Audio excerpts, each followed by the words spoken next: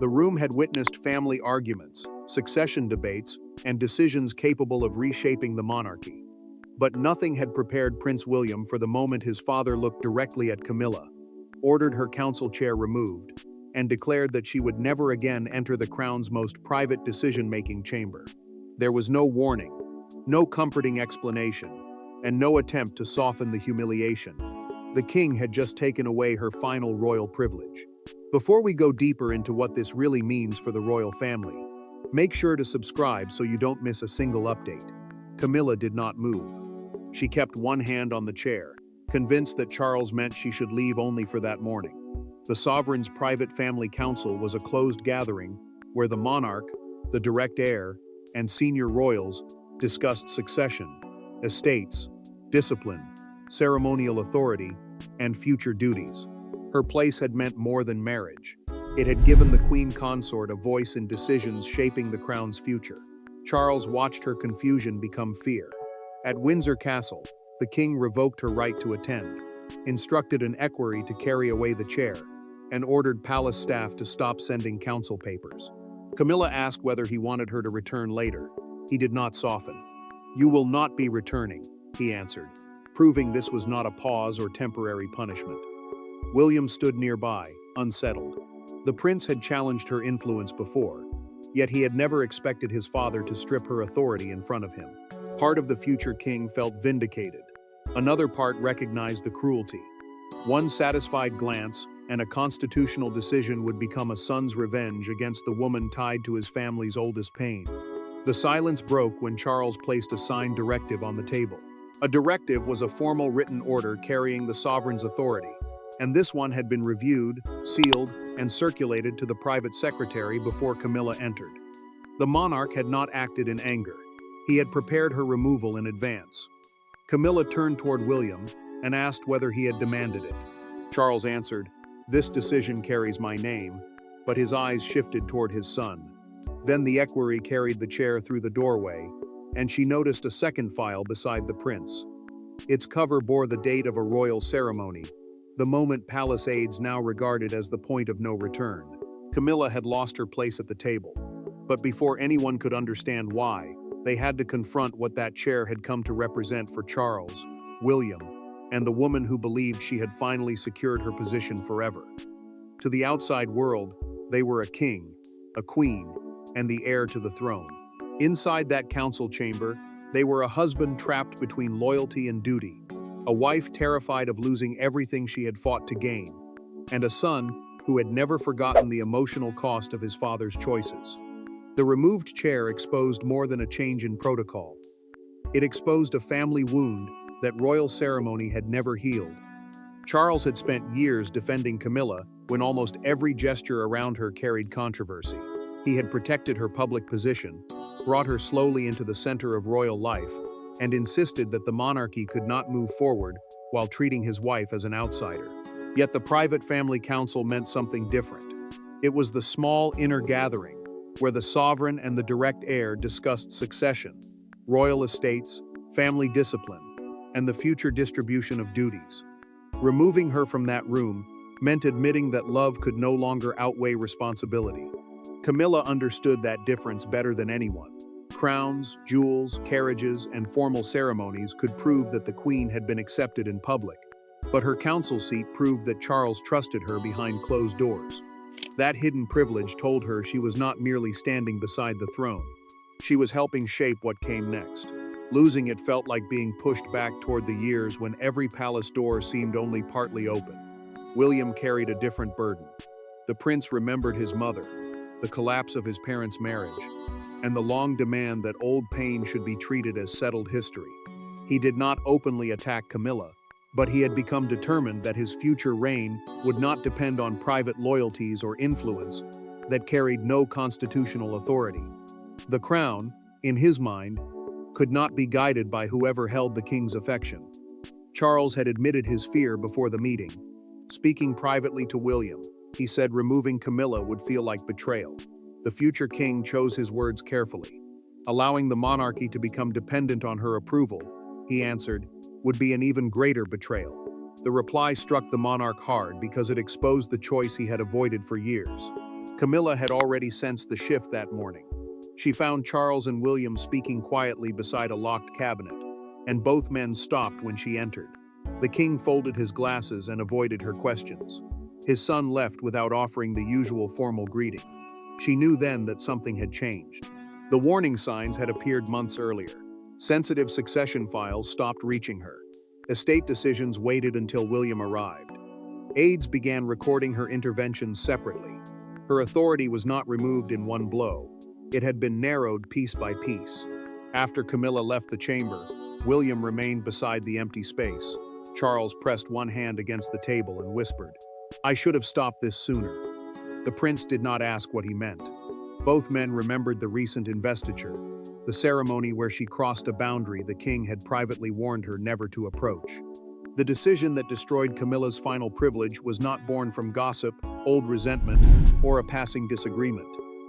When she entered a private receiving room, altered an approved arrangement, and invoked the king's authority without his permission, what appeared to be a small ceremonial intervention became something far more dangerous.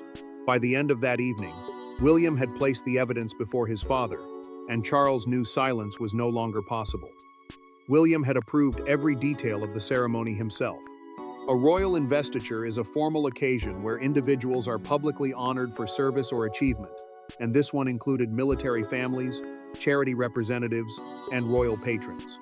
The prince had selected the receiving order carefully because the responsibility marked another step toward his future reign. Every name carried meaning. Every position reflected a promise already made. Camilla had grown increasingly frustrated in the weeks before the event. Requests that once passed through her office were now redirected to William's advisors. Decisions were delayed until the future king gave his approval, while Charles gradually reduced his workload. The queen felt her influence shrinking, and she feared that the authority she had spent years building was quietly being transferred away from her. Camilla entered the private receiving room shortly before the reception and gave the master of the household a direct instruction. She ordered one of William's invited charity representatives removed from the principal receiving line and replaced by an associate connected to her own circle. The master of the household, the senior official responsible for managing royal events and palace arrangements, hesitated. She ended the hesitation by saying the change had been personally authorized by Charles. William noticed the altered place card almost immediately.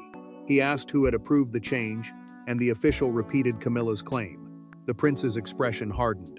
He restored the original name himself, then told the staff that no one was to invoke the king's authority again without written confirmation.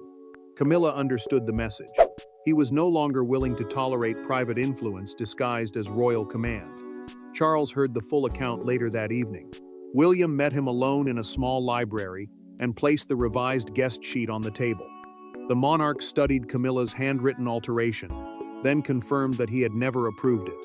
His anger was not centered on the removed guest. She had used his name to overrule his heir, placing husband, father, and sovereign in direct conflict. Charles opened a drawer and produced a private memorandum, a written internal warning setting out rules that were not meant for public release. It showed that Camilla had already been told not to interfere with decisions formally assigned to William. Her action was no misunderstanding. It was a deliberate breach. William left without asking what would happen next. Charles remained alone, removed the investiture program from the file, stared at the handwritten change, and slowly set down his pen. Then the king summoned his private secretary and ordered the council directive prepared. By the time Camilla entered Windsor's private chamber, he was no longer deciding whether to punish her, he was deciding whether he could endure looking into her eyes while he did it. The chair had already been removed, but Camilla refused to leave quietly. She turned away from the doorway, faced the man who had defended her for decades, and demanded to know whether their marriage now counted for nothing. Charles did not raise his voice. He simply opened the investiture file, placed her handwritten instruction between them, and delivered the accusation she could not escape. She had used the sovereign's name to overrule his heir. Camilla asked the equerry to leave the chair where it was. An equerry was a royal officer who assisted senior members of the family with official duties, but Charles dismissed him before he could respond. The remaining staff followed, and the door closed behind them. Only the king, the queen consort, and William remained. Every protective layer of ceremony had disappeared. Camilla insisted that the reception change had been minor. She argued that the guest list needed balance, and that Charles would have supported her judgment if she had been given time to explain. The Queen said she had acted to protect the dignity of the event, not to weaken William. Yet even as she defended herself, her voice carried the fear that the decision had already moved beyond explanation. Charles answered without anger, which made his words more severe. The identity of the replaced guest was not the true issue. Camilla had used his authority without permission and challenged a decision entrusted to the Prince of Wales, the title held by the direct heir to the British throne. She had placed the monarch against his own son without allowing him to know it. Camilla turned toward William. She asked whether humiliating her had been his objective from the beginning. The prince held her gaze and said he had requested safeguards, not punishment. He wanted clear limits around decisions connected to his future responsibilities. His controlled reply denied her the open confrontation she expected, and that restraint cut deeper than fury. Charles then opened a second file. The king produced council notes documenting several moments when Camilla had questioned, delayed, or tried to reshape decisions assigned to William. These were not public accusations or whispered claims. They were written records prepared by palace officials over several months. The investiture had not created the concern. It had confirmed a pattern. Camilla asked for one final compromise. She proposed that her council seat be suspended temporarily and restored when emotions had settled. Charles refused. The sealed order had already entered the household record, the official internal register of decisions governing royal operations. Reversing it under private pressure would prove that a sovereign command could be undone by personal influence. Camilla removed the council folder from beneath her arm and placed it where her chair had stood. Her fingers remained on it before she let go. Charles watched but offered no comfort. William spoke as she reached the door. He asked his father to grant her one private conversation before the palace was informed. The king agreed, but Camilla looked at both men with open distrust. The confrontation had ended without reconciliation, and one question remained. Had Charles acted alone, or had power already begun passing toward William? Camilla believed the king had removed her because William demanded it. William feared his father might reverse the order out of guilt. Charles understood that both suspicions concealed a larger truth. The monarchy was already shifting toward its next reign. The council confrontation was not merely a husband disciplining his wife. It was the moment the sovereign publicly acknowledged that the heir's authority could no longer be treated as optional, postponed, or weakened by private influence. Charles had already placed more responsibility in William's hands. The prince now influenced long-term planning, royal patronages, estate stewardship, the roles of younger family members, and the public identity of the monarchy. Patronages were formal connections between royals and charities or organizations, and controlling them helped define which causes the crown would support.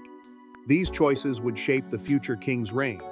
Yet Camilla's council seat had allowed her to influence them before final decisions were written. The hidden privilege carried more power than any jewel or ceremonial carriage. Council access placed the queen consort inside confidential conversations, where ideas could be encouraged, weakened, or stopped before they became official orders. Camilla did not need to sign a document to change its direction. Her presence beside Charles gave every opinion added weight, and William knew that private influence could quietly limit the authority his father had publicly assigned to him. Charles feared the removal would make him appear weak. During a private conversation recorded in his secretary's internal notes, the king worried that the public would assume his son had forced the decision. The advisor answered carefully. Keeping Camilla inside the council after her breach would suggest something worse, that the monarch could not enforce a boundary inside his own household. Charles understood the warning. Love might explain hesitation, but it could not excuse surrender. William felt no victory. Speaking privately with Catherine, he described his father's expression as the directive was read and admitted that kingship could demand choices that protected the institution while destroying peace inside a family. Catherine listened as the prince confessed that he had wanted safeguards, not revenge. She reminded him that restraint mattered most when power had finally moved in his direction. William had already proved that restraint. Palace advisors had proposed removing Camilla from ceremonial duties as well as the council, but the future king rejected the harsher plan. He argued that only the privilege she had misused should be taken away. His intervention prevented discipline from becoming public destruction. Charles then made the change permanent. Future council membership would depend on constitutional responsibility, meaning an official role in the operation and succession of the crown, not marriage to the sovereign. No royal spouse would automatically gain the same access again.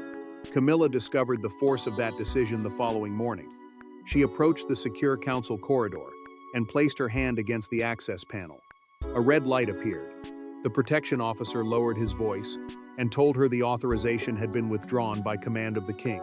The sealed order had sounded final inside the chamber, but its true power emerged as doors, documents, and conversations began closing around her one by one.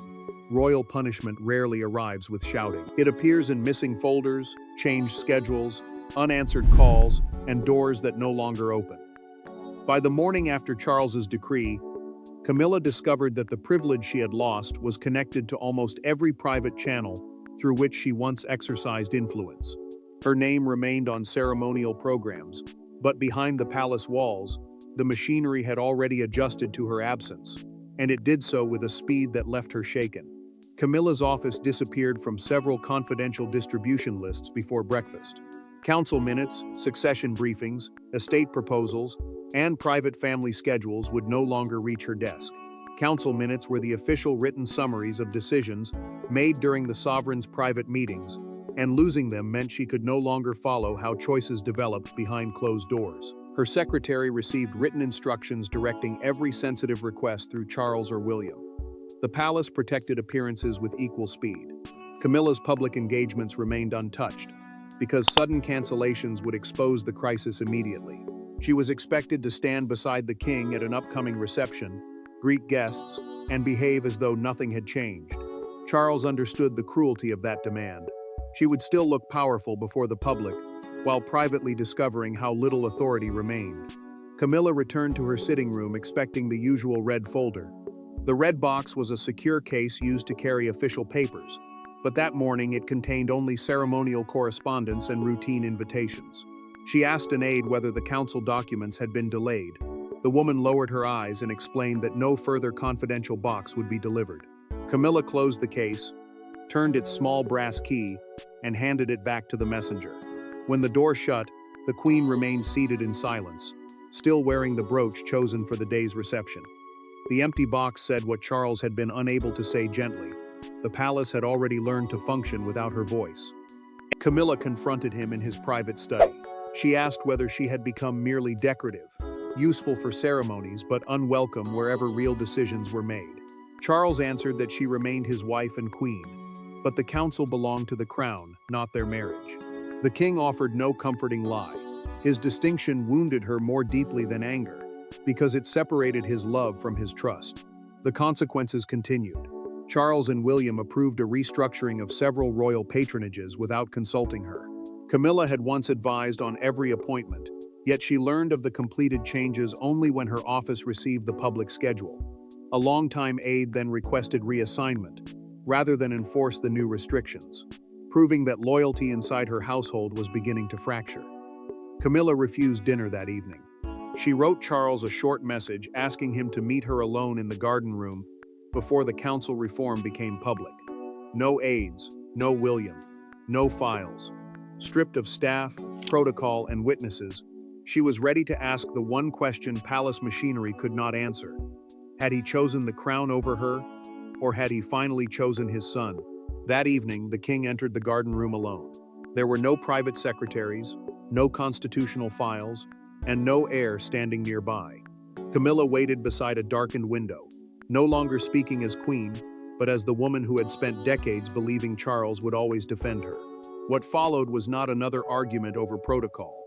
It was a confession between two people, forced to admit that love had carried them to the throne, but could not decide how the throne must survive. Camilla asked the question before Charles could speak. Would he have removed her if William had remained silent? The king admitted that his son's concerns had forced him to examine conduct he had repeatedly excused or minimized. Yet he refused to hide behind the prince. The final order was his, and no pressure from the heir could have made it lawful without the sovereign's approval. That truth offered her no comfort. Charles explained the danger she had created at the investiture. Delegated royal authority meant responsibility formally given by the monarch to another member of the family, allowing that person to make protected decisions in his name. William had been entrusted with the reception arrangements. By invoking the king's approval to overturn them, Camilla had suggested that private closeness could defeat official responsibility whenever she chose. Camilla finally admitted what had driven her. She had felt herself becoming less important as William assumed greater control. Doors that once opened through her office now led toward the prince. Decisions once discussed with her were being settled before she heard about them. Her intervention had not truly been about one guest. She had wanted to prove that she still mattered inside the institution, not merely beside Charles during ceremonies. Charles accepted his own blame. He had defended her access for years without clearly explaining where that access ended. Every reassurance had encouraged Camilla to believe that his personal confidence carried permanent royal authority. The king had blurred the line between husband and sovereign, then acted shocked when she crossed it. He told her that the mistake belonged to both of them, even if the final breach belonged to her. Camilla feared the punishment would spread. Charles answered that her title, residence, ceremonial precedence, and personal protection would remain untouched. Ceremonial precedence was the formal order determining where senior royals stood or appeared during official occasions. She was not being removed from their marriage or erased from public duty. She was losing only the privilege she had misused. Camilla stood silent for several moments. Then she removed the council key from her chain and placed it in Charles's palm. She promised not to appeal to sympathetic courtiers or ask friends to pressure him. The king closed his fingers around it but did not put it away. She touched his hand once, then stepped back.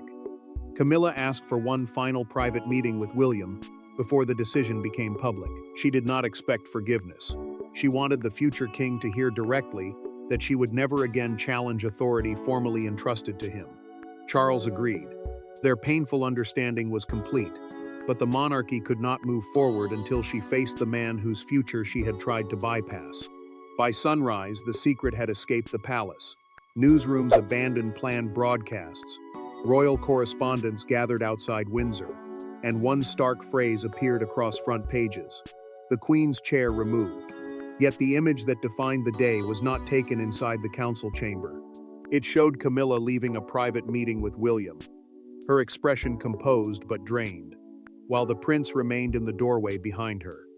Britain immediately understood that something irreversible had happened. Buckingham Palace confirmed the change in a carefully controlled statement. The sovereign's private family council, a closed group that advises the monarch on succession, estates, discipline, and future royal duties, had been restructured. Membership would now depend on constitutional responsibility, meaning an official duty tied to the operation or future of the crown. The announcement named no wrongdoing, but it confirmed that Camilla was no longer inside that circle. Broadcasters recognized the deeper message immediately. Commentators described the decision as both a family rupture and a transfer of power toward William. The future king's responsibilities were no longer open to interference from personal influence, and preparations for his eventual reign had gained formal protection. Charles had disciplined his wife, but he had also declared that his son's authority must be respected. Camilla had met William alone shortly before the announcement. She acknowledged that she had used Charles's name without permission and understood why the prince could not ignore it. The queen did not ask him to restore her position. She said only that fear had driven her to defend an influence she could feel disappearing. William refused to turn her admission into another humiliation. He told Camilla that he had never wanted to see her publicly diminished, but he would not pretend trust could be repaired by one conversation. The prince accepted her promise not to interfere again. Their meeting ended without warmth, yet also without cruelty. They had reached a workable peace, built on distance rather than affection. Outside Windsor Castle, the public reaction became impossible to contain. A crowd gathered behind the barriers as newspaper sellers raised a front page showing an empty gilded chair beneath the headline, "Charles draws the line." Some people applauded the king's firmness. Others fell silent when Camilla appeared, recognizing the private cost behind the official decision. Charles arrived beside her at the evening reception. The king offered his arm, and she paused before accepting it. That hesitation carried the truth of their new relationship. Their marriage remained intact, but her institutional power had ended. William entered moments later. Senior household officials responsible for future planning greeted him first, silently revealing where authority now rested. As cameras flashed, Camilla looked across the room toward the prince. He offered a restrained nod. She returned it, turned toward Charles, and moved forward without trying to reclaim what she had lost. The world saw punishment, succession, and scandal, but the final meaning of the empty chair would be decided by what Charles's order preserved, what it ended, and what all three were finally forced to accept. In the end, Camilla did not lose her title, her marriage, or her place beside the king. She lost something less visible and far more powerful: the right to influence the crown's future from inside its most private room. Charles's decision wounded the woman he loved, validated the son he had too often asked to remain silent, and established a boundary the monarchy could no longer survive without. The empty chair became the clearest statement of his reign. Camilla's permanent council membership remained revoked. Her access code was not restored. Confidential briefing papers no longer reached her office, and she held no automatic place in discussions involving succession, royal estates, or senior duties. Constitutional function meant an official responsibility connected to the operation and future of the crown. From that moment forward, council access would depend on duty, not marriage or personal closeness to the sovereign. Charles accepted the emotional cost without withdrawing the order. The king privately admitted that his failure to define clear limits had allowed affection and authority to become dangerously mixed. He did not apologize for protecting the monarchy, but he acknowledged that Camilla had been encouraged to believe his trust carried powers he had never formally granted. Correcting that mistake hurt them both. Camilla chose restraint instead of resistance. The queen continued attending public engagements beside Charles and instructed her household to cooperate fully with the revised structure. She stopped questioning matters assigned to William and refused to encourage courtiers to challenge the decision. What began as forced humiliation became a deliberate acceptance that her marriage could not give her control over the next reign. William offered the same restraint. The prince did not celebrate, demand further punishment, or use the crisis to weaken her public position. His father had finally protected the authority entrusted to him, and the future king answered that act with discipline. He accepted a respectful distance from Camilla, not affection, not open warfare, but a boundary neither would cross again. Charles and his wife remained together, yet their relationship no longer carried automatic institutional power. The king preserved her dignity while defending his son's independence. Their painful settlement proved that closeness to the monarch could never replace constitutional responsibility. The crown had to remain larger than marriage, guilt, resentment, or loyalty. The final meaning became clear at the next private family council. No spouse or court favorite filled the empty space. The table was rearranged so Charles and William sat directly opposite one another. The monarch opened the first file, slid it toward his son, and asked for his judgment before giving his own. Camilla's last privilege ended, because she confused the king's love with the crown's permission. Charles corrected that mistake at immense personal cost. William received no victory over his stepmother, only recognition of the responsibility awaiting him. The monarchy emerged bruised, but stronger, because its limits were unmistakable. The chair was gone, the order stood, and the family moved forward under a truth none of them could ignore. Love may stand beside the crown, but it must never rule in its place. Thanks for watching. Please don't forget to like and subscribe, and we will see you in next one.